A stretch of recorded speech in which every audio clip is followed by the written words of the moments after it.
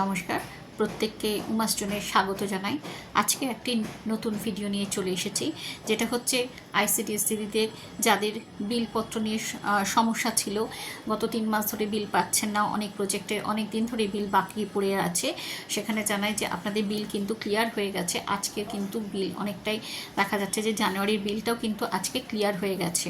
তা বিল সংক্রান্ত সমস্যা সত্যি একটু মিটেছে বলা যেতে পারে, কারণ হিউজ অ্যামাউন্ট বিল যদি অফিস থেকে আটকে পড়ে যায়, আটকে থাকে, তাহলে দিদিদের পক্ষে কিন্তু সেন্টার চালানো সম্ভবপর হয় না।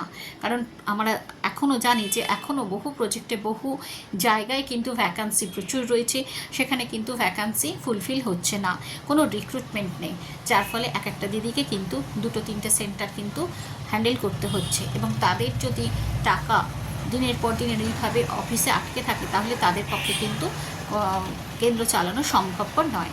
যদিও আজকে কিন্তু সেই টাকা পয়সার দিকটা কিন্তু অনেকটা ক্লিয়ার হয়ে গেছে, এটা আপনাদের জানাই, এটা একটা ভালো খবর।